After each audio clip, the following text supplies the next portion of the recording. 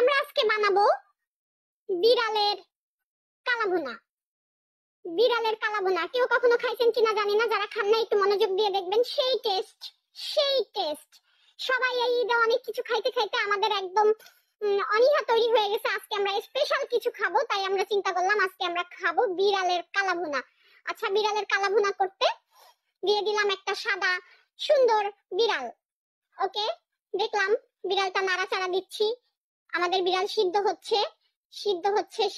আমরা এখানে পর্যাপ্ত পরিমাণ তেজপাতা, গরম মশলা সবকিছু দিয়ে দিয়েছি। হ্যাঁ, একটু গায়ের সাথে মশলা লাগাই দিবেন। এবার আমরা ঢেকে দিলাম ঢাকনা দিয়ে। অপেক্ষা